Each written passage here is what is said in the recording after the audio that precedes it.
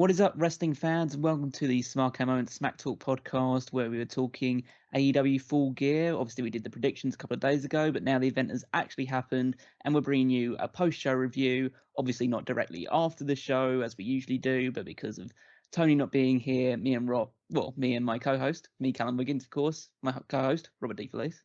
Hi, I am here, of course.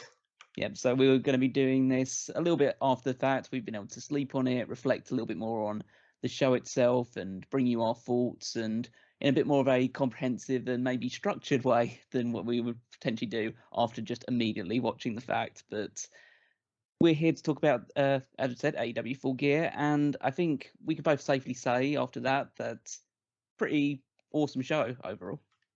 Yes, it was indeed a pretty awesome show. I feel like these past two shows, every show from AEW has been great, but All Out and Full Gear were on like a new level, and it really feels like they're right up there in terms of importance with WWE, and these shows have been great. So we're just going to go through all the ins and outs of this show, give you our thoughts from all the way from the start and the buy-in all the way through to the main event, give you our thoughts on all of the matches, what happened, the results. If you haven't checked it out already, definitely would urge you to do so. If you haven't seen it, that's like the overarching piece of advice to give you. Definitely go out and see it. Go out your way to see this show. But before you do that as well, I would like to invite everyone to, if you're watching this on YouTube, drop a like on the video, hit the subscribe button if you haven't done so already. Leave a comment below. Let us know your thoughts on how you enjoyed Full Gear, or any of the thoughts that you have on our thoughts. Just our thought chain going there. And other things as well that you can use to support us, of course. There's the Patreon, smarkatmoment.com/, it's not smarkatmoment.com, it's patreon.com/smarkatmoment. Definitely go to smarkatmoment.com as well. That's where you'll find all the You'll the find website. all the links there. Yeah, find all the links there, find all the website stuff, check out all the articles that are going on there. But head on over to the Patreon if you are able to support us monetarily. That's the place to go. You can pay a certain number of tiers or anything like that, but even just $1 a month goes a long way, and it gives us a bit more impetus to keep this train rolling, even when Tony is unavailable enjoying his honeymoon. We'll have to encourage Tony to check this out, but I'm sure he's going to be too busy to do so anyway, so he'll probably just let this wash over him. It's a shame too, so because he could really experience a great show, but yeah, he probably won't. Maybe we can encourage him to watch this again instead of the Survivor Series. Yeah, I might have to make that call. But yeah, just check out all the stuff. Follow us on social media at Facebook and Twitter as well, at SmarkOutMoments.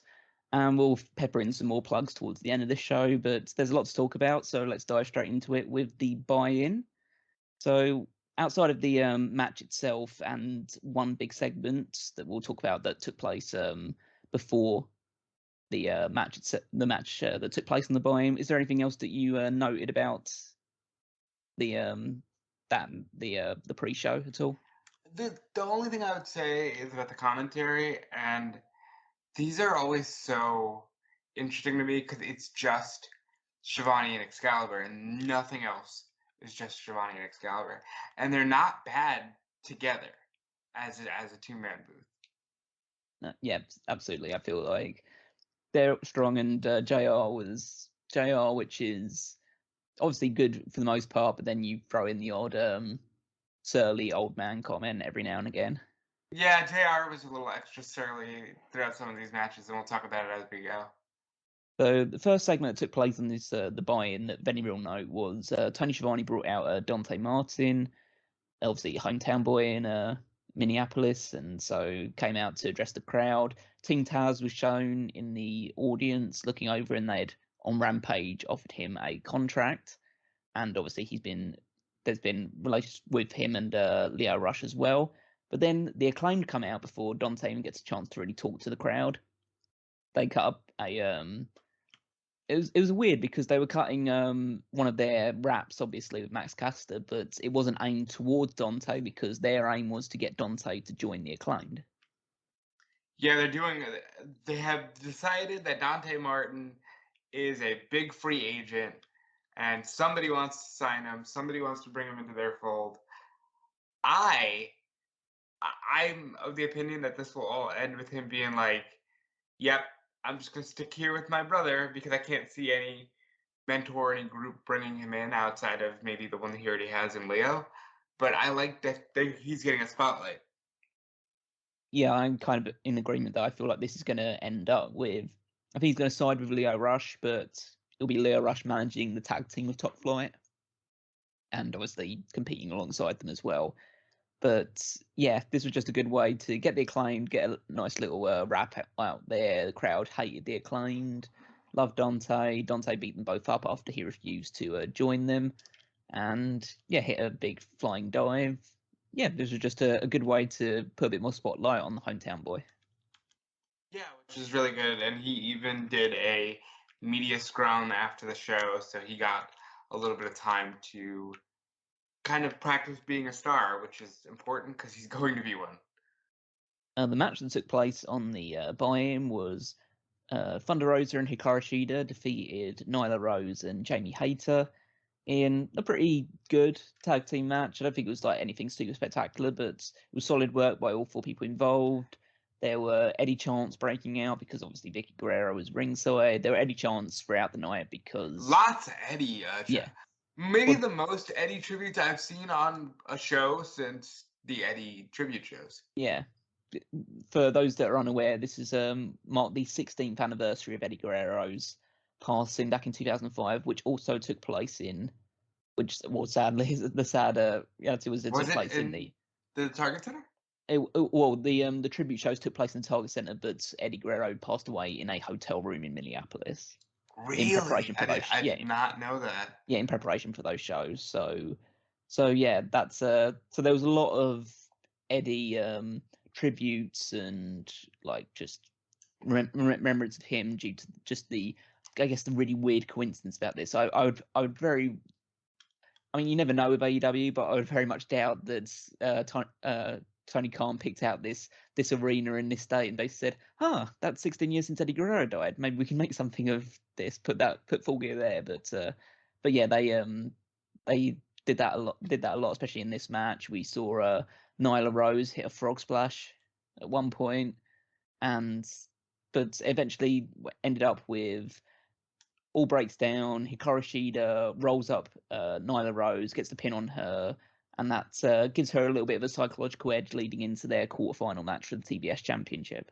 Makes sense, right? I like it because Shida and Rose are kind of golden. They're bulletproof in that division, and I'm all for not pinning Jamie Hayter or Thunder Rosa. Yeah. So I feel like this strengthens my belief that Nyla Rose will beat Hikaru Shida in the quarterfinals. Yeah, and it definitely looks like not Thunder Rosa. Serena Deeb will be the cause of that. Yeah, because Serena Deeb was at ringside, helped distract Shida for a little while. They're consistently building up the fact that Shida is working on an injured leg. So I'm sure that'll be focused on by Rose in their match on Dynamite. And again, this hasn't changed my opinion that I'm almost certain that Thunder Rosa will defeat Jamie Hayter as well. So I think it should be Rosa. I don't know if I haven't looked at the bracket in a minute. I don't know if it matches like this, but it should be Rosa Jade in the finals. Well, they'll meet in the semi-final if they. Oh well, then they need to because the final, I'm almost certain at this point is going to be Jade against Ruby Soho. Yeah. So. And I think that's actually really good.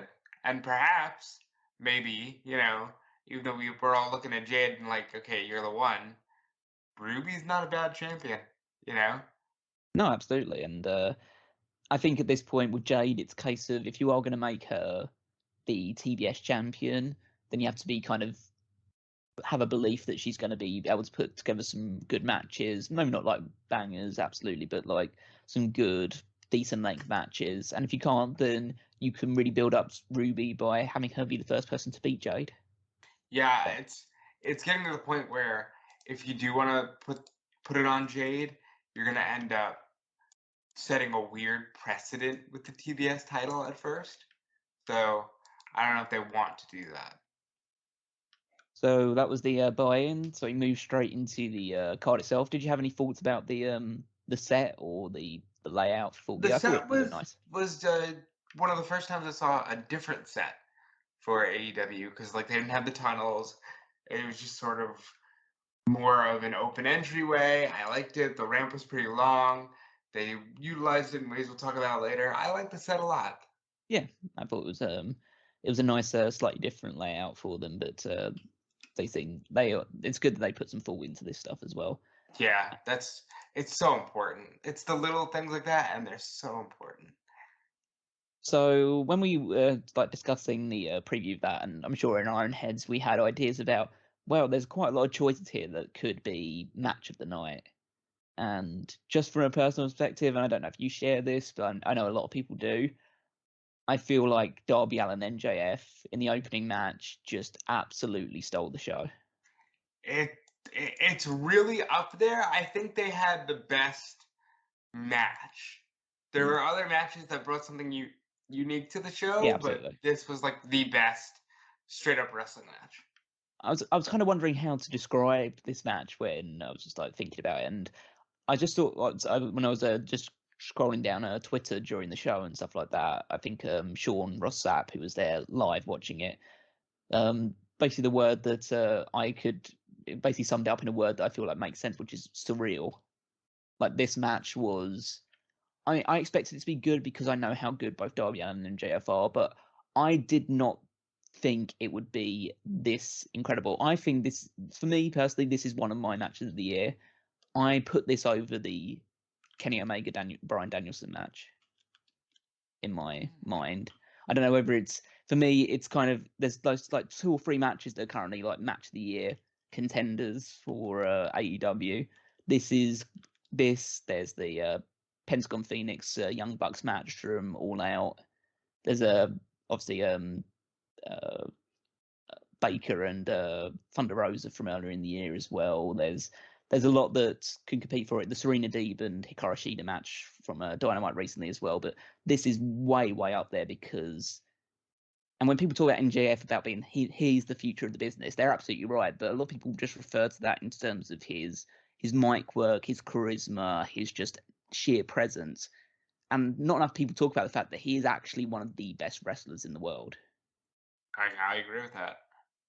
He really is. Like they were so fluid in the opening exchanges. There were so many pinning predicaments, and the narrative that went through it the entire thing was, well, there were 2 narratives. One, MJF was desperately trying to win with the headlock takeover. Yeah, beautiful. Yeah, which was a great story put throughout.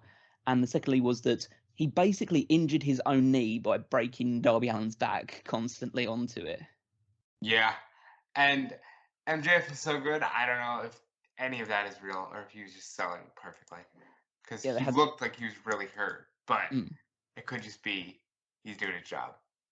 Had some amazing spots. Like MJF delivered a tombstone pile driver on the apron, but obviously was leaping into it and so damaged his knee in the process. We had this Allin hitting this amazing code red out of several other 2 counts. Sting came out, took out both Wardlow and Sean Spears with baseball bats and steel chairs. Then eventually MJF decides to do the thing that he has done in the past in these matches, which was a real crux of his match with Jon Moxley, which was he tried to get Allin intentionally disqualified.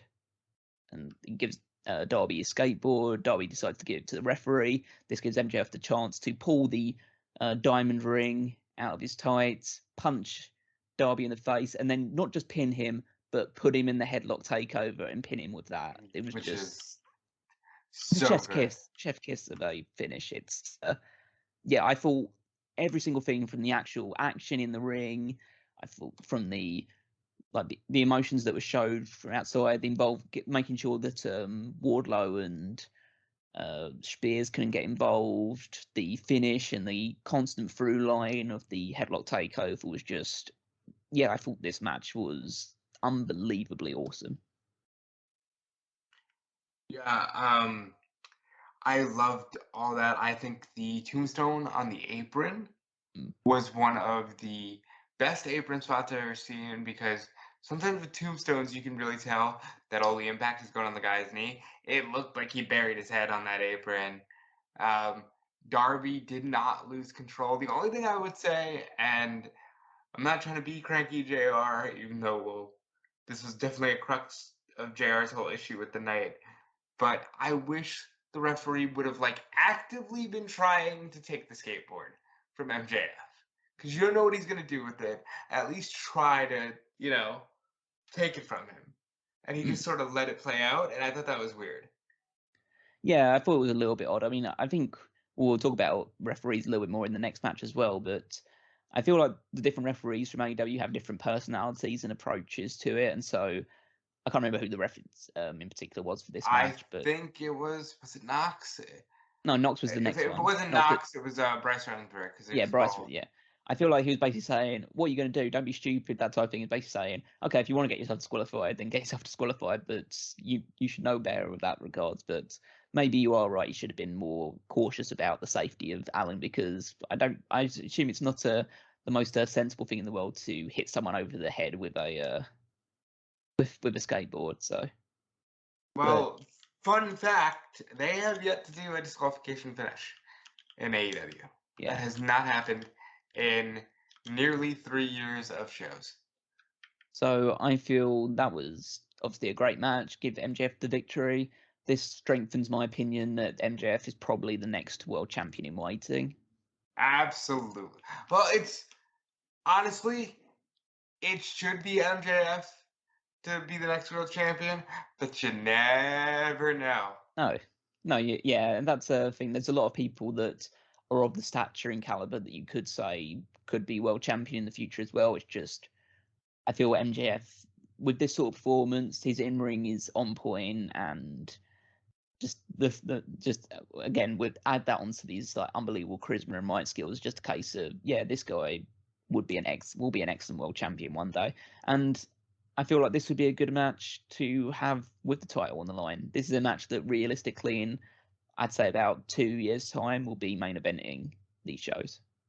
Yeah. Oh yeah, they're gonna fight forever, and it's gonna be absolutely fantastic because they genuinely are pillars, and it's great to see them be able to back that up.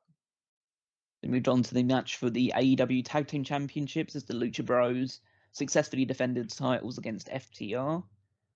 This match was, again, it was super high action, as you'd expect with any Lucha Bros match, and FTR was trying to slow the pace down and do more of their like traditional heel tactics. You had a lot of super kicks, a lot of near falls, a lot of like hitting brain busters. You had Tully getting involved, Abrahantes on the outside getting involved as well. There was just lots of different like double submissions and like loads and loads of spots. Like arguably, this was like there may have been too many spots in this match. But I was gonna say, when you watch a Lucha Bros match or a Young Bucks match, you have to know what you're getting into, and you have to throw any idea of what tag team wrestling, quote unquote, should be, and throw it out the window, because there were no strict enforcements of like, hey, get out of here, you got 5 seconds. No, it was balls to the wall, and it was almost too much for FTR to keep up with. yeah, we obviously had more Eddie tributes here with Harwood went to go for the Three Amigos. The crowd was booing him doing that, but then Penta reversed it and then did a trio of his suplexes himself, and Phoenix hit a frog splash, and that got a near fall. Then it led to the finish, which I think they tried to be super creative, and I feel like it didn't land the way they would have wanted to, which was basically FTR outside the ring, and Wheeler comes back in, and he's wearing the Lucha mask of the team they were doing when they won the AAA Tag Team Championships a couple of weeks ago. And I think this was tried to subvert the referee into thinking that he was Dax, which is hard to do, really, considering the fact that Cash has a giant tattoo on his shoulder blade. Yeah. Which Howard doesn't have, and he also has hair that that Howard doesn't have, and you can clearly see his hair poking out. In fact, Excalibur made it clear on ringside.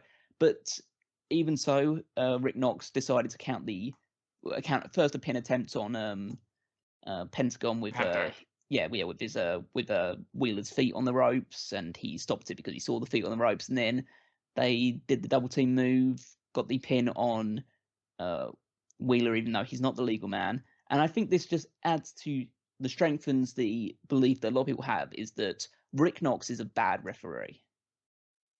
Yeah, That somebody seems to be his tweeted that. character. His character is that he's a bad referee. Somebody tweeted me with that the story they're telling is Rick Knox sucks. Mm. And now maybe they get there, but I genuinely think the story they're telling is this is Rick Knox. He's the PWG referee, so craziness, you know?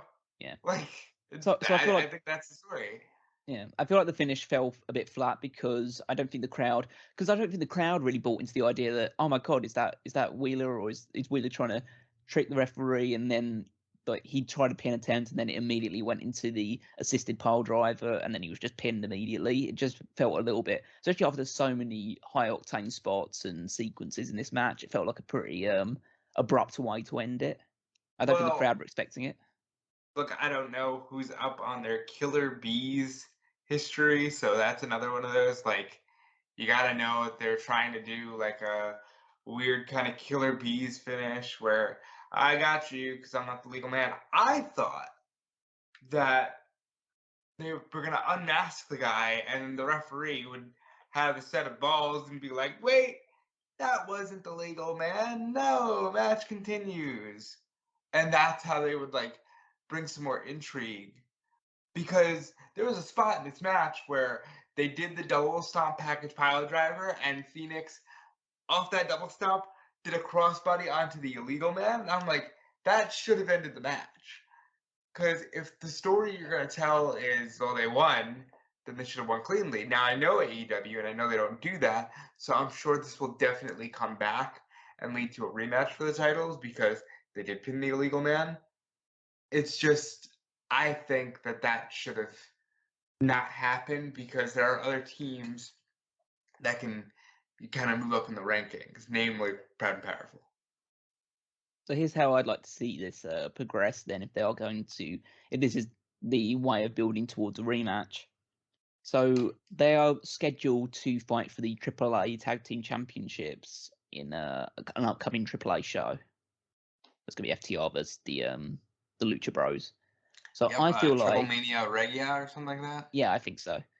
I think, and again, it depends on what they plan on doing, but I imagine the FTR weren't meant to be like long-term tag team champions in AAA. So my thing, what I would do is I would make that match for both sets of tag titles, and then just have the Lucha Bros win both. Yeah, except I think obviously more eyes get on the AEW stuff, so I don't know. Like, yeah, but I'm also like conscious of the fact that we've seen this match twice in the last month already. It's kind of like, again, AEW doesn't hit the rematch button as often as WWE does, but they are starting to do it with more regularity recently. So I'd rather we just move on from this and we see the next team step up to face the Lucha Brothers, whoever they end up being. That's fair. But it was still a fun match, still very enjoyable, just a slightly unique finish, which I don't think landed as well as maybe they were hoping for. Yeah, and I'm sure because this wasn't the last we saw of FTR, so I'm sure that this extended rivalry is going to continue to play out, which I'm not sure how I feel about because again, I'm kind of salty that FTR aren't just in the Pinnacle. We'll get to their involvement later on in the show. Next up, we had the finals of the World Title Eliminator Tournament as Bryan Danielson got the victory over Miro, forcing him to pass out in a I think they said that they just like knocked him out. Yeah. I don't know if they even got to the guillotine. I think like they called it on the DDT. Yeah, so the finish of the match was that he hit a tornado DDT out of the corner, and obviously Miro's famously weak neck. That seemed to knock him out, but Bryan had a guillotine applied anyway, and so they decided to call the match there. That's amazing. You know, honestly, great finish. That was one of the most unique finishes I've seen in the match in a long time, and this could have gone either way. Yeah. Because the entire time I'm thinking, well, Mox had to be the plan, which means that the plan had to be not Bryan, which means maybe they have something else for Bryan lined up. And Miro's a great heel, so he can fight a great babyface champion. And I'm like thinking in my head, And honestly, it was a great finish. You Yeah, know? yeah, it was an excellent finishing spot. It was a great match in general as well. I don't think it's not one of Danielson's like ultimate best ones that he's had since joining AEW, but it was still great. There was a lot of hard hitting strikes. Miro's obviously had more of a power game, but Danielson was given as good as he got with like uppercuts and chops all over the place. He had tons of suplexes all over the place, power bombs.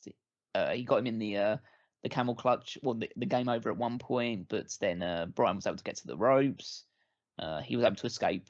Miro was able to escape both the label lock and a triangle choke as well. And yeah, it was just very back and forth, very physical between the two of them. And Danielson gets the victory, which is a big deal. Obviously, he's only been in the company for so long, but he's now getting his first opportunity at the World Championship. Where do you kind of see we're obviously going to talk more about Danielson when it comes to what happened in the main event, but where do you see Miro going from here? Because he's now lost another opportunity at battling for a title.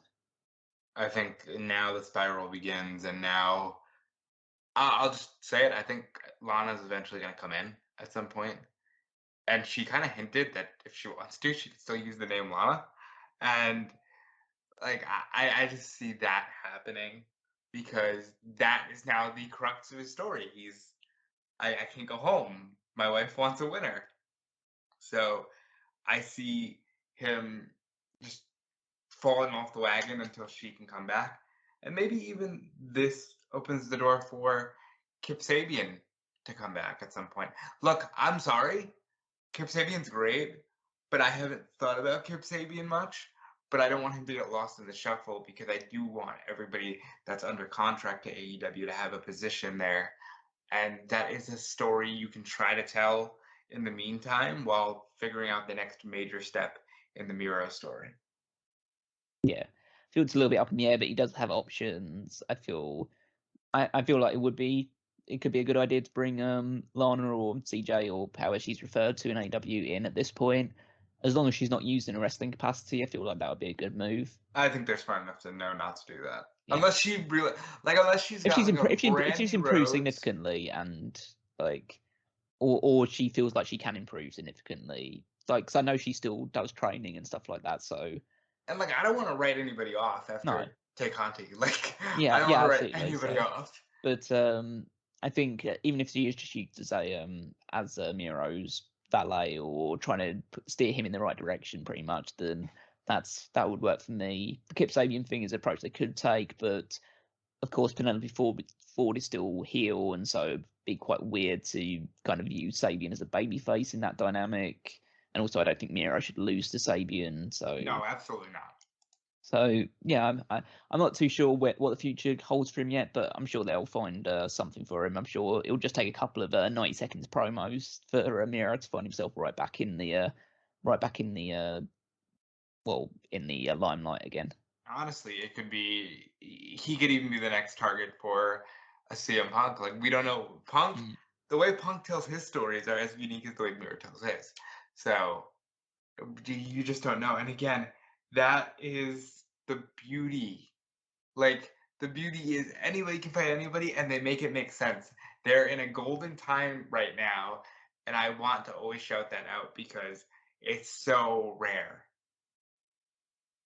Then we moved on to super exciting 6-man Falls Count Anywhere match between Superkliq and Jurassic Express and Christian Cage, with the babyfaces getting the victory here, with Jungle Boy forcing was it Matt or Nick? Can't remember. Matt. Yeah, Matt to tap out to the snare trap. Oh no, he pinned him after a concerto. Yeah, I thought that he had him locked in at some point. He did have him locked in the snare trap. It's been a dud, yeah. But yeah, so he hits the concerto to get the victory. They teased the spot earlier in the night with Jungle Boy gonna hit the concerto, but they got interrupted by all members of the Superkliq. They fought all over the in the ring, outside the ring, up in the stands. You had like Christian diving on into Nick and Nakazawa and Cutler on the outs, like up in the stands as well. tons of table spots, ladders, not ladders, that was in the upcoming match, but lots of chair shots, No, lots of weapons. there were ladders. Was there a ladder? Which one? Yeah, Which one hit? Christian hit. By the way, Christian retired for 7 years until January this year. Yeah. Hit a tornado DDT onto a ladder where he mostly ate the ladder, and you're just sitting there like, God, this man was retired. Like, look, the best way I can describe this match is 2015 PWG energy in like one of the early Shield chaotic 6-man tags. Like, this was so much fun, so good. Yeah. Everybody is flying all over the place. I saw Luchasaurus hit a shooting star press off the stage. You got Jungle Boy became Jungle Man, but he like said, you know what, I'm gonna do it. I'm gonna hit the concerto because he didn't want to do it on Adam Cole, and they were teasing like, is it because he's too soft? But at the end of that match, he does it to Matt Jackson. Christian dived off of a balcony, which is, again, amazing. Man was retired up until January. Like, so much fun here. Also, Adam Cole bladed. Like, there's no other way to put this. There's clearly a blade job because, as we've seen from like UFC and stuff like that, you don't naturally bleed from perfect lines from your forehead, and he wasn't the only person to do it last night. No. So, but AEW bring the blade back. Love to see that, and I love this match. Yeah, you have to think that part of Adam Cole's desire to come into this promotion is the fact that, hey, we can blade now and we can do that cool stuff. That's I can bleed. It adds to matches. I obviously everyone took a beat in this match, but in particular, Cole was thrown from pillar to post throughout this entire thing. There was that Jungle Boy leaping Hurricane Rana, sending Cole through a table on the outside. He took one hell of a beating throughout this match. Yeah, he did, but he's in a position where he's been the guy to take the beatings of the matches. He took the fall off the War Games and off the other cage with Johnny Gargano, and he wants to show like he can still be that guy, even though right now he's part of a faction. Luchasaurus had another strong showing in these types of environments. I feel like he was doing a lot of power moves, a lot of his more athletic offense as well. And it did the right job in terms of if the babyfaces go over, then Jungle Boy's the guy to get the win. And let's obviously see a lot in Jungle Boy. Jungle Boy's the right guy. They pinned the right guy. I mean, obviously, would need more if you pinned Adam, but like they did pin the right guy. I have a question for you. Do you think Luchasaurus' gimmick holds him back? No, because the crowd is super into him. Right. I feel like it's weird. It's like he's a tag team guy because I feel like his work as a singles is not as good as his work in these sort of environments because I don't think he's a guy that hits really big, powerful notes, but he can't conduct an orchestra, if you know what I'm saying. It's like he can't. I don't think he'd fit into the rhythms of a one-on-one match as well as he can when he's teamed up with some smaller guys that he can throw around, do his spots when he needs to, but then put through a table or something, or hit with a chair or a trash can, and then can go outside for a few minutes, and let the other guys work in between it.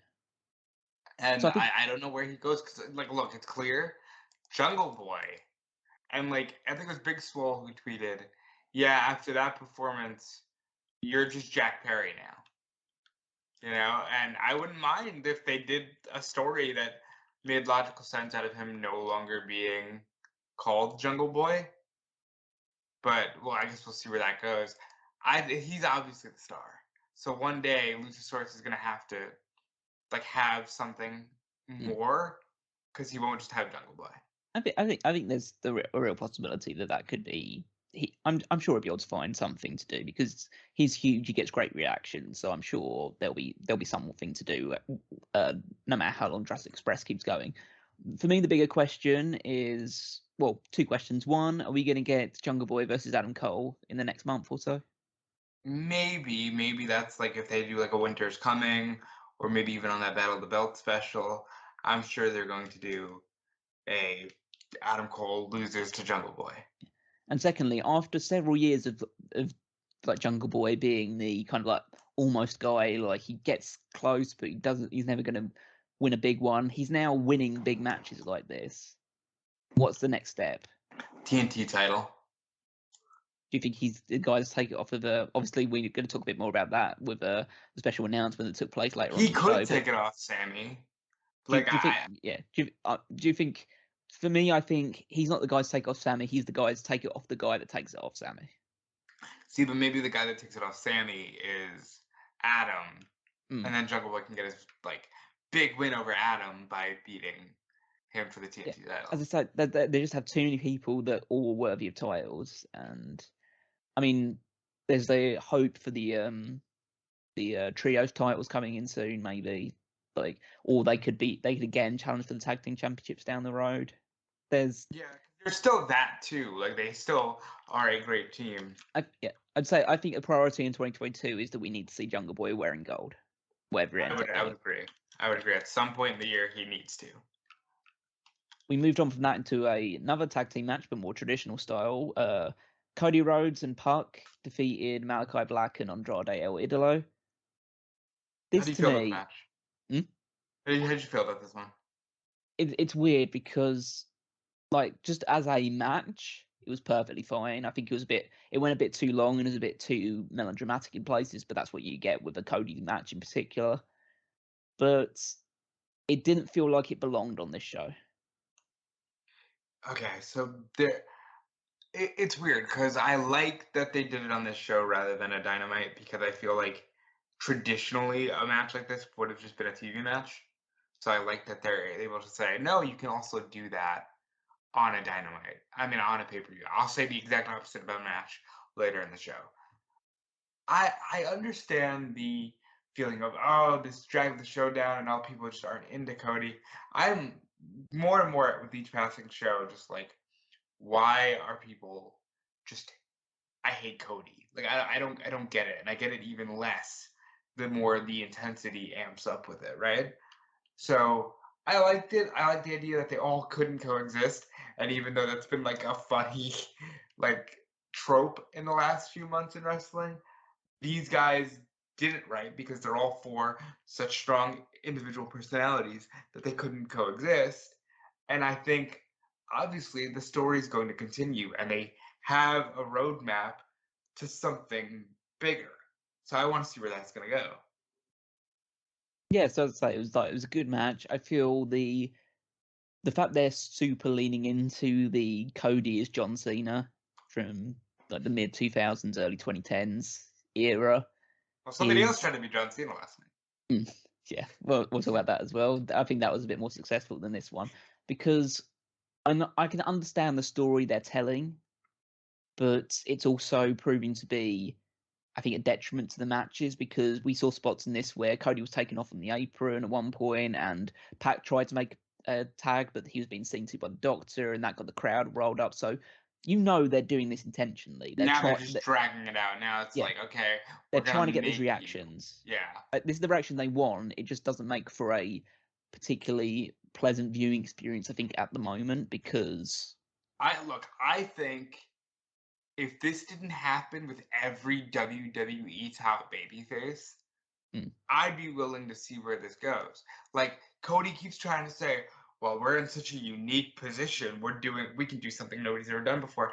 And it's maybe you're saying that because you're in control of it and you're acknowledging it, but WWE has done this for the last 15 years. Yeah, between Cena and Roman and even Rollins.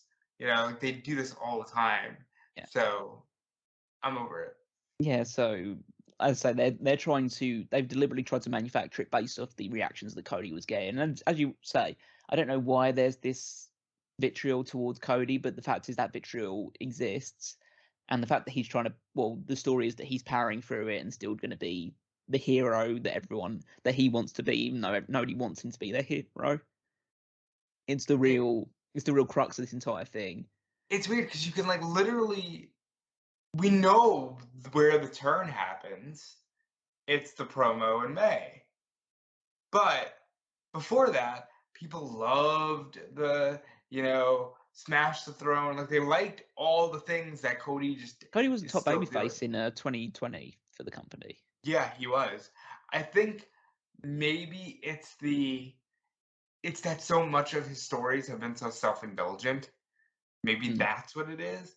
Because I want to put a logical, rational reason rather than, look, I get it. We all didn't like the promo in May. It was still touchy times and a touchy subject, but that doesn't make him a bad guy. You know, like it just doesn't. Yeah, for whatever the reason, it's just people, whether it's a case of like only some people finding an annoyance in him and then that just turning into a groundswell of, oh, now it's the cool thing is to not like Cody.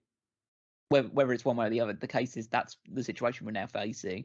And the result ended up with Pat getting the pin after the hitting the Black Arrow.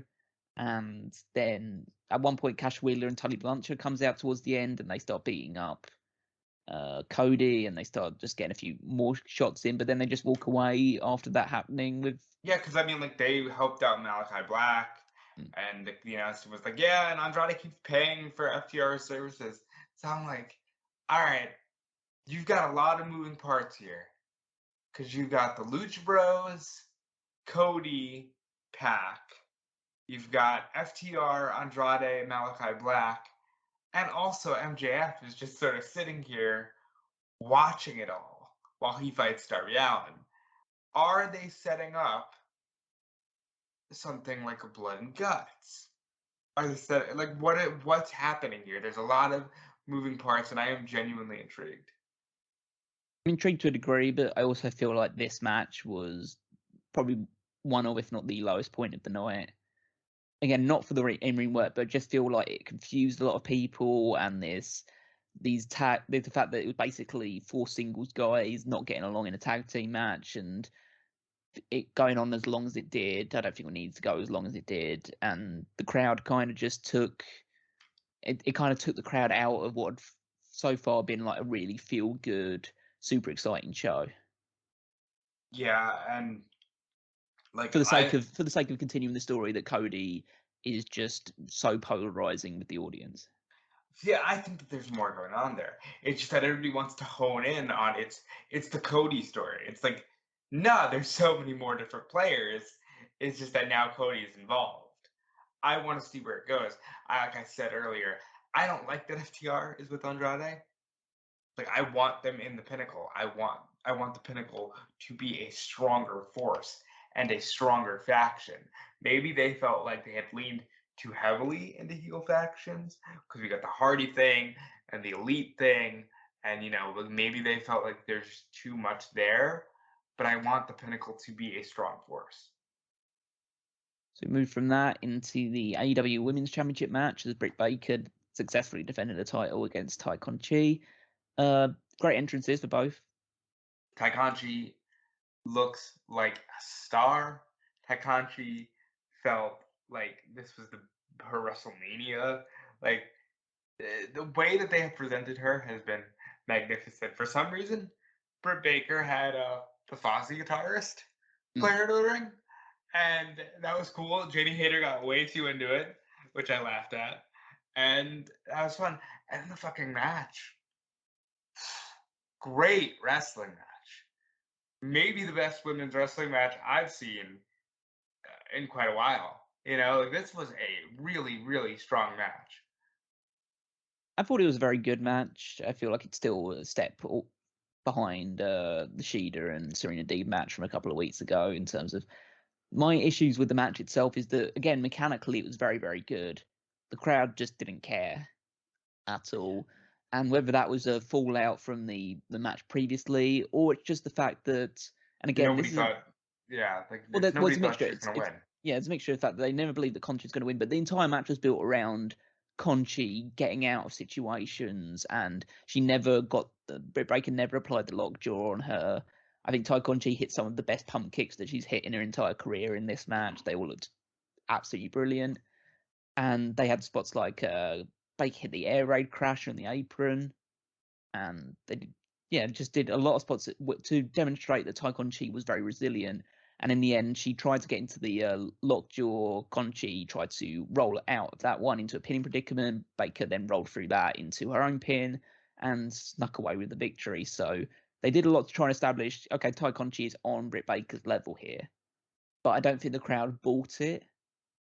I think the crowd obviously were probably like they enjoyed the match itself, but it was a mixture of the fact that nobody believed Conti was going to win, and also there's no story to this match. The story was Conti's the number one contender. Yeah, can Conti get Britt Baker? And Yeah. I think for that, they had a really good match. Yeah. And did it go on a little too long? Maybe I would have had it end at the she gets the numbers game, it's too much. She gets curb stomped on the stairs. Yeah. That should have been it. Roller and Indian pinner, you know? Like that should have been it. But I like that they added that Conchi's so great, you know? And I just really, really enjoy that. There's one bit of I like the she hit the tie KO on Britt at one point, and Britt just stands there, obviously like out but still on her feet, and so Conti just pushes her down onto the mat to get her into the. I thought that's really cool. That's a nice little touch on that move. But and I think to their credit, like the DD tie, great false finish. Yeah. You think for a second, oh, like are they gonna go there? If I had one complaint, where the fuck was Anna Jay? Bro, if your friend is getting jumped, go out there. And like, she was there. She was there yeah, because she came out. Go chase them off later on the night. Like, so yeah, she should have had. She's a babyface that has a friend there, and I mean, whether it's Anna Jay or Thunder Rosa was in the back as well, and they've been teaming up recently as well. So there should have been someone who was there to help. There should have been like a backstage segment where Ty says, "Whatever happens, let me do this on my own because I haven't had this chance yet." Yeah. And Conti did do the thing of like she hit a moonsault to the outside, a very Charlotte Flair-esque moonsault where she basically landed on her feet going down, and took out both Rebel and Hayter with that. But yeah, Britt Baker wins. Everyone expected. I feel like this is now starting to. This needs to be an illustration that even though, as you already say, this was a very good match and no problem with the actual mechanics of the match itself, I think this needs to be a wake-up call for the company that you need to start building actual stories surrounding their women's world title matches beyond just Conti as the number one contender because she is top of the rankings. And I like that they use it. I like that they use their rankings like that. Well, I think they should use rankings, but then make some animosity between them beyond the fact that the real animosity between this was the fact that Britt Baker said that Ty Conti just likes showing her ass, and Ty Conti saying, well, Britt Baker doesn't have an ass.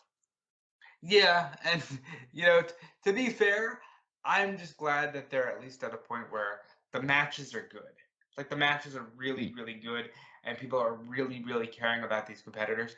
Now interject a story because that will take you to the next level, and I think they're right on the cusp of even having one of the most desired women's divisions. I truly believe that they're right on that cusp. Well, speaking of storytelling in matches, this moved us swiftly on to CM Punk defeating Eddie Kingston in a match that was the shortest on the entire show, the shortest match, including the buy-in match, and they achieved more in that small amount of time than pretty much any other match on the entire show did. Yeah, okay, so couple things to note right out the gate. I think this is the first time ever CM Punk did not say it's clobbering time. I can't say for sure, but he definitely made a point to not even, like, there was no showmanship. And that is how you establish that we're in a fight. Also, you establish we're in a fight by wearing, like, MMA shorts. And this is different from anything CM Punk has worn so far in his career. This wasn't like the Ring of Honor shorts. He was just in, like, MMA gear kind of shorts. And it looked cool. It looked like he was ready to fight. I love everything he's doing. And then he steps up to Eddie Kingston and gets a spinning back fist before the bell even rings and gets knocked out cold, which I like too because, hey, CM Punk, we know that if you catch him and you hit him, he's going to go down because he didn't have such a great MMA career. But then he gets back into it and he's firing off and Eddie Kingston's covering up and people are starting to boo CM Punk. And that gets some looks from Punk.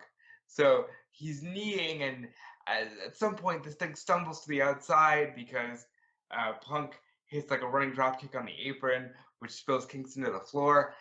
And I think he hit his head on the post, but CM Punk uses the blade. And CM Punk is gushing blood. And that adds so much to this match because now he's bleeding and now he's got this like rabid look in his eyes and he's yelling, "It's time to go to school, motherfucker!" And it's like a running clothesline off the apron. And at some point, this thing gets back into the ring where CM Punk, and I'm gonna toss it over to Callum here, does maybe the best thing I've seen in a wrestling ring in so long. Yeah, so the match spills back into the ring, and we'd see Punk, and I caught this immediately. I immediately knew what was happening, but it was just so brilliant to watch. Which was, go. No, I was just gonna say, me too. Like as soon as he did the first, I went, "Oh shit!" Yeah. So he leaps off the ropes and he hits a running shoulder tackle. Then he bounces off another ropes and hits another running shoulder tackle, and then he ducks a Kingston clothesline, hits the what essentially is a protoplex, and gets into position, holds his hand high up in the air, and the crowd just start raining down boos because, well, it's a mixture of boos and just like sheer excitement because he's doing the Cena against Punk spot from Money in the Bank, or just doing Cena's 5 Moves of Doom. Yeah, and which is fucking great. Like because it calls back to the fact that like Eddie Kingston in I know obviously not specifically in the actual build to it, but it's mentioned in passing that like Punk is Cena now. Yeah, Punk beat somebody had said this on Twitter, and I think that CM Punk caught it because people were saying, "Oh, Punk is Cena now," and he literally just did John Cena's thing, except instead of doing the "You can't see me" because that would have been a step too far, he stuck his middle finger out at Kingston. Kingston followed us suit, and then they just started beating the crap out of him on the floor. And they started fucking fighting again. But real quick, when he hit the shoulder block, like I immediately said, "Oh shit, he's doing Cena's moves," because Punk doesn't do shoulder blocks. So when he does it, it's like, oh, you instantly know what's happening. And then people are chanting for Eddie. So CM Punk goes into an Eddie Guerrero tribute because, oh, you're chanting for Eddie, right?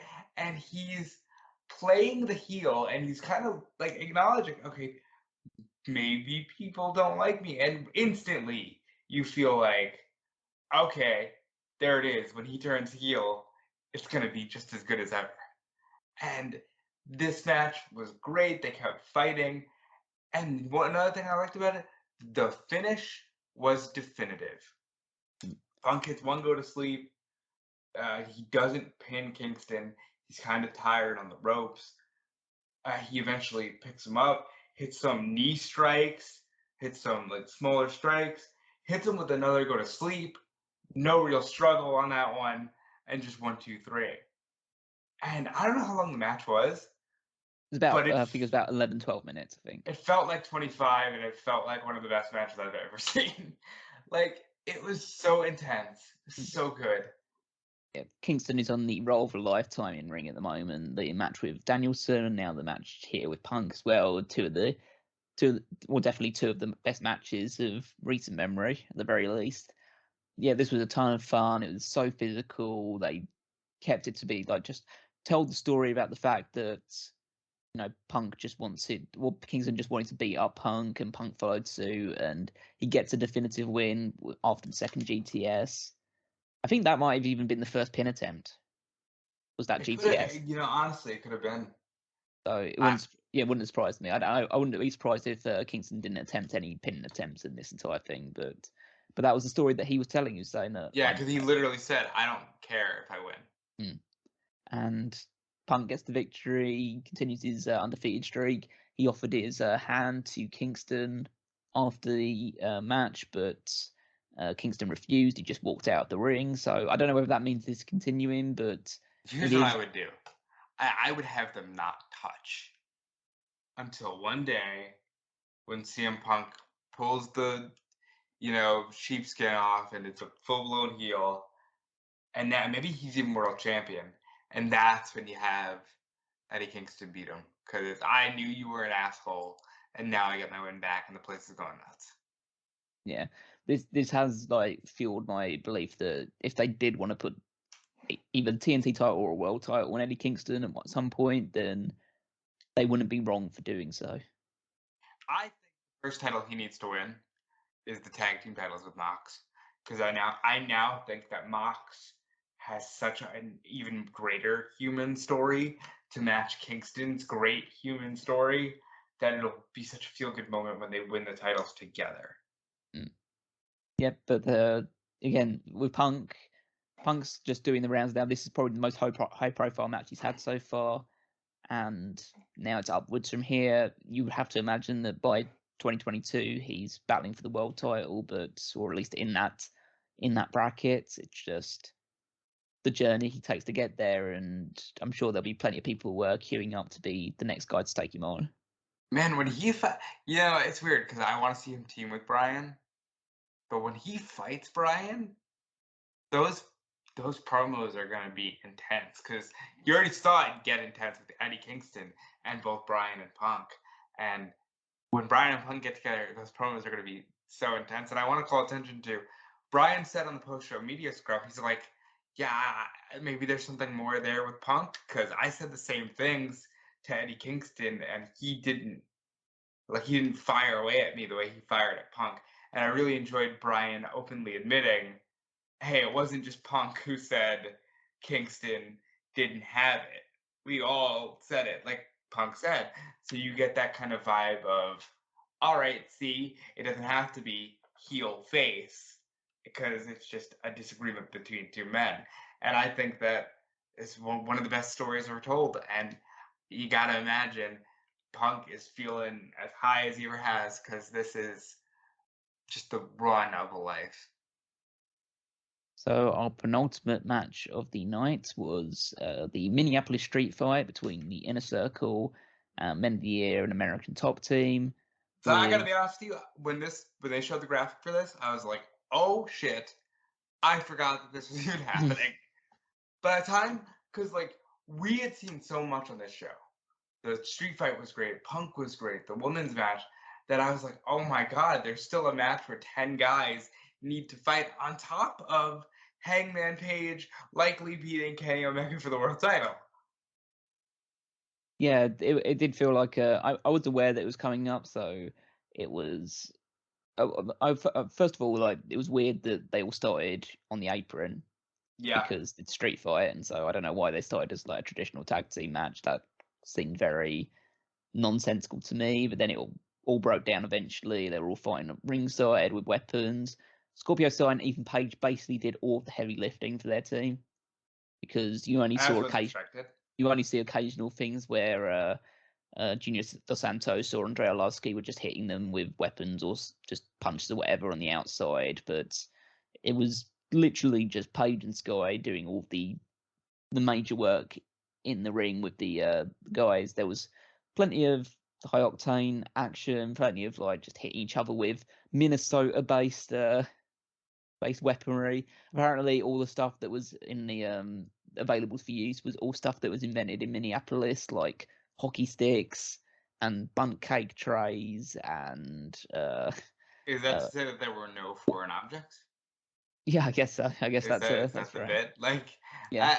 Honestly, this is the one I really think could have happened on Dynamite or Rampage even. It's fine. It was a fun street fight. Sammy Guevara literally just did Jeff Hardy and then did the pose on top of a ladder and swanton the guy through a table. I like Ethan Page getting hit with the Iron Claw from an 81-year-old Baron Von Raschke who's sitting ringside. Yeah. Which is just cool. That's fun. And they didn't overthink it or overdo it. I know I kept pitching things like, well, Lambert pins Jericho, but they didn't overdo it. Jericho does the Three Amigos, I believe, hits a frog splash in tribute to Eddie Guerrero, and beats Dan Lambert with frog splash in tribute to Eddie Guerrero. Yeah. Again, I think Jericho is someone who definitely should have been doing a tribute because it's probably one of the only guys in this entire promotion that actually worked with Eddie Guerrero.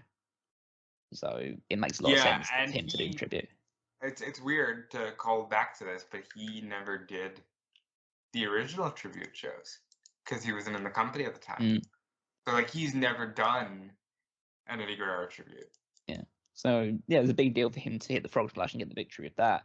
If that was the cut, I thought that was impactful, but then in the same time, I'd probably say that's probably maybe one too many. Maybe someone else should have cut off their one as well. But I think the ones that used the Eddie Guerrero tribute, like, it all merited it, because you had obviously the Nyla Rose thing. Vicky Guerrero's her manager, so that makes sense.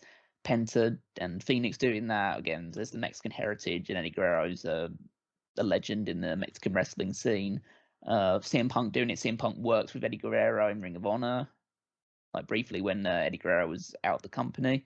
And Jericho obviously worked hand in hand with Guerrero, so I guess all the people that did it had thematic reasons for doing it. It wasn't just a case of, let's just stick an Eddie Guerrero tribute into every single match. It was relevant to the people that did it. Right. And yeah, Dos Santos and Orlovsky, they did their part, but obviously weren't super involved in most Dos things. Santos hit a freaking moonsault. He did, yeah. He hit a standing moonsault, which basically he landed shoulder first onto Jericho instead of flat on there. But it was a cool looking thing. He also missed his spot when Jericho was going for a Rhine salt, and so Jericho was just shouting, Junior, and he's just like standing there on the ropes, and Junior eventually gets up and knocks him down. Yeah, that was funny. Just because, it's bound to happen. But it was a good match. Yeah. Best spot was Guevara hitting Swanton off the ladder into, like, through the table. And we know where Guevara is going. Yes. Where do the other four go? It's interesting because Jericho, I don't know who his next rival will be against. The thing about Jericho is that Jericho can just come out at one point when there's a heel talking or whoever and just cut a promo, and then that just immediately starts a rivalry. Hager, at the end of the day, there's really very little to care about Hager in that regard. So I don't think anyone's really clamoring for whatever Hager's got going on next. Santana and Ortiz, they should be trying to build their way up in the tag team ranks now. And again, I would like to see them be the next challengers. I don't know whether they'll win the titles off the back of that, but they should be up there soon, challenging Phoenix and Pentagon. You know what I really want to see from Jericho? Doesn't have to happen right now, but soon down the line, I want to see him team with Christian and be like, hey, let's have this like tag team run. Because obviously they were former WWE Tag Team Champions and stuff like that. I'd like to see him do something like that. He needs to get away from the other four guys. Yeah. I'm okay with him doing legacy bits, like a tag team with Christian, or even like an eventual feud with Punk or something. But he needs to get away from the other four guys. Yeah, again, I don't think the future's particularly clear at this point, but I think things will start to make sense in the coming weeks and months on Dynamite and Rampage. So we'll wait and see how that goes. But he'll probably, honestly, him, Christian, and Punk might all just be in the Owen. I know Punk has openly said he wants to do the Owen. Jericho and Christian are Canadian. It would make perfect sense. Yeah, that'd be a good way to get them involved in that stuff for a little while and keep them away from any sort of major title picture or other stories. So yeah, I think that'll work, and that could spiral into other feuds moving forward for Jericho and the others. But before we move into the main event, there was, obviously we mentioned beforehand whether we're going to see any surprises or any debuts, and I think we both kind of agreed that it's not really the show where you need to do it. But AEW can't help themselves sometimes, but when they do it, it's always something exciting. They announced, honestly, something that I was not expecting. This was the last thing in the world I was expecting. That Jay Lethal is now All Elite. Jay Lethal, who has basically been Mr. Ring of Honor for the past decade or so, it feels like. Yeah, my gut reaction was, Ring of Honor's dead. They're dead. If Lethal, they're dead enough that Lethal is saying, I don't want to stick around to see what happens in April. And that, to me, is telling. I mean, my kind of hope is that, because I don't want Ring of Honor to obviously go away. I don't think anybody that's like a big fan just like giving people more opportunities for people to work and places to work. But my interpretation is that Lethal saw this as a chance to reflect and see this as like, okay, I've been in Ring of Honor all this time and I've been loyal to them and all this chance, but now there is a real opportunity. I don't know how much longer I've got left in my career, even though I think he's only in like his mid-30s, so he's probably still got plenty of gas left in the tank. But if I'm going to move and try another opportunity, then now's the time to do it. And AEW is willing to take on the best talent there is available out there. And so Lethal's there, and Lethal's first action. He's only 36. Yeah. And Orange Cassidy's 36. Like, he's got a lot left, and yeah. And Lethal's first action was he had a quick interview with Shibata. He basically explained the reasons why he's come here, and then challenged Sammy Guevara for a TNT Championship match, which will take place on Dynamite. And yeah, that's immediately setting him up for the title opportunity, puts him right like in amongst things. And I love it because he could beat him. He definitely could be Guevara. I mean, it's interesting because AEW has shown in the past that they're not necessarily tied to the idea that people debuting need to win their first match. So it's not like that's a given that Guevara will win, and it's not a given that Lethal will win. It's an interesting thing, and that will keep people on their toes a little bit. I personally think that Guevara is going to retain, but again, you wouldn't bet against Lethal getting the victory. They've already put this on YouTube. God bless him. He came out to a version of Pomp and Circumstance, obviously a play off the Black Machismo thing. So he can do it all. If he wants to just do a Randy Savage comedy, he can do it. If he wants to be the franchise player, he can do it. I do want to take this chance to discuss this with you. Obviously, it's not all roses with Jay Lethal. He did have some accusations with the Ring of Honor stuff. I think it was Keller Hendricks said something, and Kelly Klein said something, and I know she's in a lawsuit with ROH. People were very upset that when this man did the media scrum, nobody brought up allegations. Do you think that this will eventually hurt or hinder AEW? I feel like it's hard to tell because I'm sure people will bring it up in the near future, and so there is that understanding that things from the past we brought up now that he's in the quote unquote bigger promotions, and so I don't know whether it will end up biting them in the arse. I just based on the fact that he does seem to still be consistently used on, like, in people find him for interviews. He was consistently used by Ring of Honor still. The fact that I don't know how many people are bringing it up so far, but it doesn't seem like major news outlets are really diving into that aspect of his. Well, I mean, everybody history. definitely stayed away from it in the media scrum. Yeah, but I know people will bring it up, and that's when things will happen. It's just a case of, like, I personally don't know, because the fact is that the truth has never come out, or like no parties have really like gone into full details, and there's never been like any sort of inquiries or investigations into it. So I don't know. That's the real thing. It's just I feel like, just from an in-ring standpoint, it's a great signing. Absolutely. I wanted to be objective and bring that up just so that we covered it. Yeah. But I do think that Lethal's a guy who belongs at a top promotion like this. And for me, again, this was, okay, Ring of Honor might really be on the ropes here, because I thought for sure, Lethal's the one guy who won't go. And Lethal's the first guy to go. Yeah. So that was shocking to me. And so that led us into the main event, which was Kenny Omega defending the AEW World Championship against Adam Hangman Page. It's the culmination of a 2 to 3 year story, or at least whether it is the culmination or not, but it was the moment that everyone was waiting for. Page, after a hard-fought match with, again, great spots, great work between both guys. You had Callis involvement, referee going down, Bucks coming in at some point, but the finish was that Page had taken down Omega. He'd hit his own one-winged angel on Omega, gotten a near fall with that. The only person to ever kick out of the one-winged angel? Kenny Omega. I like it. Yeah.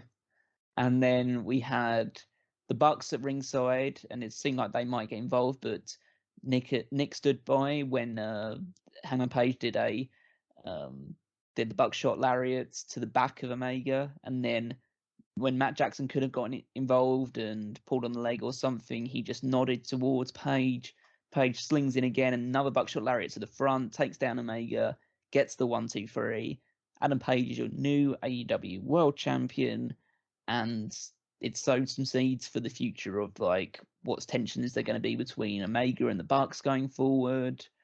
What does that mean? The fact that they refused to get involved in this one, like they didn't necessarily help Adam Page, but they didn't stop him from. They didn't help Kenny either. They just stood by and watched. And Page's reached the top of the mountain years after his first attempt to winning the gold, and it was a huge moment. The crowd popped huge for it, and yeah, it's just. I don't think it definitely wasn't the best match of the night, but just as an overall wanting to see this happen and the crowd investment and the match quality itself, it was probably the best thing on the show. Yeah, so if I had one nitpick, it would be I think the Dead Eye is a better finisher. But I think the buckshot is his thing, so that's why they went with that. I really enjoyed every aspect of this. It felt, I mean this as a compliment, it felt very peak WWE attitude in the sense that the heel shitbag manager got his comeuppance, there was a ref bump, you get the thing with the Bucks who don't actually interfere. Instead, and Excalibur reminded me of this, they were just in his corner. Like they were like he wanted them to be with the match with Jericho. And that's when all the tension with the Elite started, because he was like, I just wanted you in my corner, and you guys have been busy with like EVP stuff and all that. So it was a really nice moment. They didn't celebrate with him or anything. They just sort of like watched him win, nodded along, and then helped Kenny. So there's so much there. And then he celebrates with the Dark Order, group hug in the ring. Everybody's partying and everybody's happy. Fantastic ending to a pay-per-view. By the way, his nameplate said, "We're proud of you, graphics team." And like, predictable isn't bad, right? No. I think, especially in recent years, WWE has gotten to the point of, well, if they can predict it, then we can't do it. And it's like, this is showing you can do it as long as, like, give the people what they want. If they want, Hangman to be champion, then let him be champion. And it was just a great moment. I don't know where we go from here, because this is the first chance they have to say, okay, this is a brand new guy in a way. Let's run with him, because Omega needed to win that belt, but he was a New Japan guy. Mox and Kenny, Mox and Jericho, WWE guys. Hangman's the first guy who can really set the pace for what an AEW champion could look like. But now he's going to fight Bryan Danielson. I've already told you, I think Danielson's going to take him to the limit. I think they're going to draw, but I think Danielson's going to take him to the limit. And honestly, if anybody ever said, well, I want to go with Bryan Danielson over Hangman Page, my genuine reaction would be, I can't blame you, especially this Bryan Danielson, who I think is better than he's ever been. So it's going to be real fun to see where they go when they have that actual match. But for right now, Cowboy shit reigns supreme. Great match.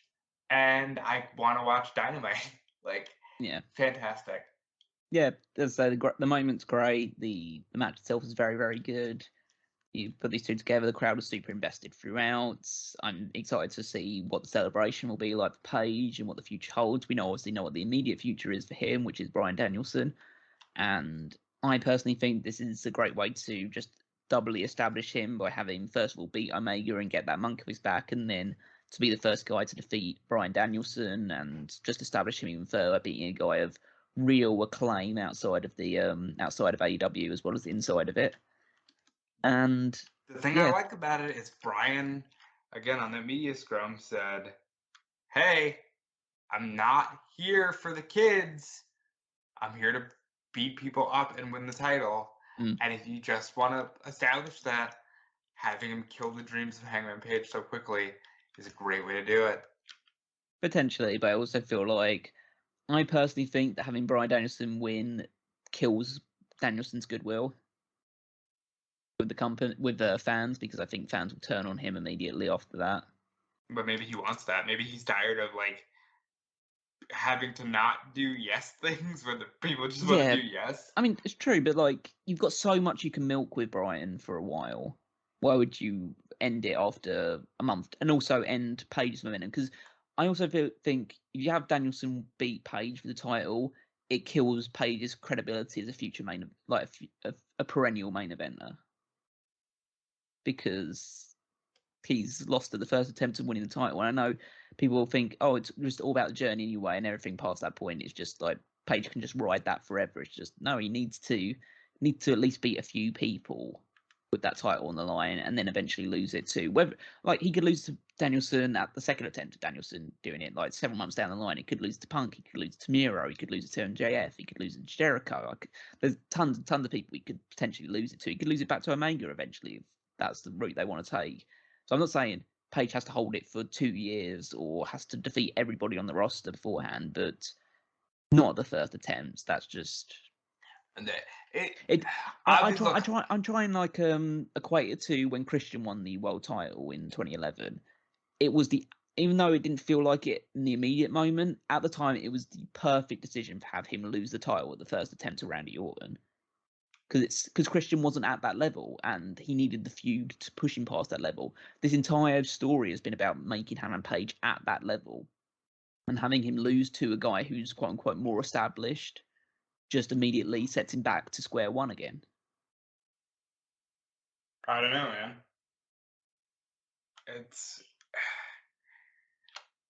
It's hard because obviously the plan, I can't say obviously, but like to me the plan was Mox, and it would have been easier because you could have told more in a Mox story and losing, but obviously it's better that Moxley is getting the help he needs.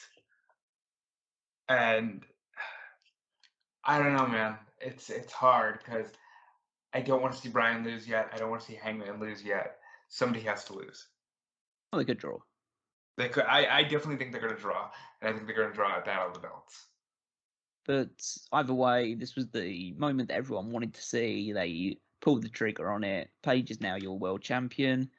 Whether Danielson is the guy to take it from him or whether it's a little bit further down the road, we shall see. But for now, we can just enjoy the fact that there is a new world champion and they made the right call on the right guy that the crowd is firmly behind at the moment.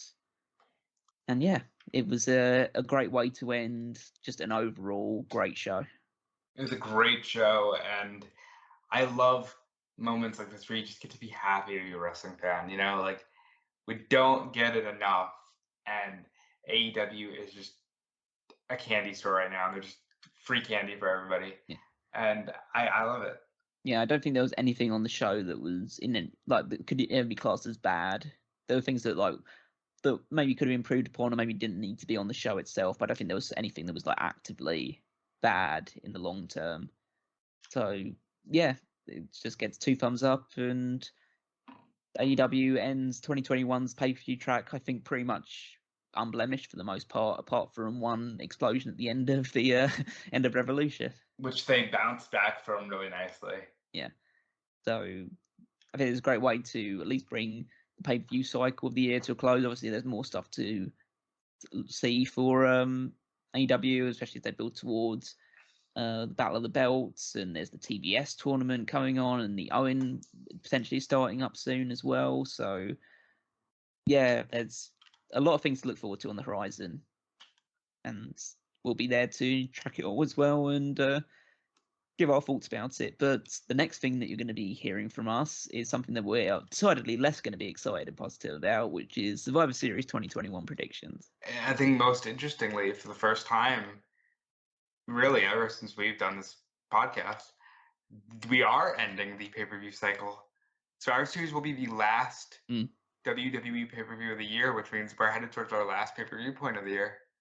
Yeah, absolutely. I don't think we'll be doing much coverage for Final Battle or something like that. So yeah, we're coming up towards the end of that. So it's quite interesting actually. It's the fact that these are the final 2 pay-per-view predictions we're going to do all year, and Tony's not there to see it. But I think in a way Tony kind of sees that as a blessing in disguise. So I don't think we should feel too bad about that. Yeah, and I think he's getting the rest he needs. And honestly, once we get back into the swing of things with year one, 2022 isn't going to let us, relax because we're kicking off the year with the pay-per-view. So it'll be fun to see. So yeah, we'll definitely be back for that as well, and there'll be plenty of more content coming out in December. It just means that we don't have to base it all around pay-per-views. It means we can do stuff fun like drafts and that's right, the end of the year awards. Yeah, end of the year awards, of course, as well. That's something that we should definitely be counting down to. Hopefully, you're looking forward to that as much as we are as well. But yeah, that's the end of this edition. So just need to throw a few plugs out there. Of course, already mentioned the Patreon is the best way to support us directly or financially if you can do so. There's, of course, like the Pick Your Poison tier. It's $50 tier where you can basically request us to do anything whatsoever that you would like us to. Any podcast, any article, anything of that regards. Just $50 and it's all yours. But if you can't obviously support that much, we know that's a good amount of money. There's, of course, the $10 tier, which gives you access to all the dark cast and the extra material we do on there as well. And even just $1 a month is just a great help as well. If you want to support us more on a one-off basis financially, there's, of course, the Redbubble and TeePublic, where you can pick up some Smark Out Moment merchandise. But there are plenty of ways you can help us for free, which is like hitting the like button, hitting the subscribe button, leaving us a rating if you're listening through one of the podcast feeds, following us on Facebook or on Twitter at Smark Out Moment, checking out the website, clicking your way through all the articles, reading all the great stuff that's on there. Just getting involved in all that stuff. Maybe you want to join the Mega Maniacs over on the Facebook side of things as well. Get involved. We did a live thread for AEW Full Gear. We do that for any other pay-per-view. We'll set one up for Survivor Series as well. But you can do it there. Just drop some wrestling memes, some discussion points, anything like that, and get the community involved. Rob, what have you got going on? I've got the Fightful Select and Fightful.com are the premier sources for wrestling news. Sean Ross Sapp, everybody knows his name at this point because he's always breaking news, and it's just great to see. And you can check that out and support everyone over there. In that way, if you want to support me directly, follow me on Twitter and Instagram at DudeFelice. Check out twitch.tv/DudeFelice, where I will be doing more gameplay stuff. I want to get into like fantasy booking, maybe how I would book Danielson Page and stuff like that. So all that stuff is coming, but any support I always appreciate. So thank you all for everything you do and checking out all this stuff, and it's much appreciated. I'm just also remind you guys, while Tony's away as well, don't forget to check out Fanboys Anonymous as well. Anything geek culture related, movies, TVs, comic books, video games, all of that stuff you'll find over on fanboysanonymous.com. Check out their YouTube, check out the podcast feeds, check them out on social media, Facebook and Twitter as well, at Fanboys Anonymous. And on my side of things, you can find me on Twitter at Wigmeister14. And yeah, check out all the articles, as I say, going on smarkoutmoment.com. And if you're so inclined, there is both 2001 A Wrestling Odyssey and the Paul Heyman SmackDown podcast over in the archives. So if you're interested in some retro wrestling content from around about the late Attitude, Ruthless Aggression era, that's your one-stop shop to get all that stuff. But but that brings this show to a close. So thank you very much for listening. We hope that you enjoyed Full Gear, or hope you enjoyed our review of it as well. But for now, this has been another Smark Out moment, and we are being counted out.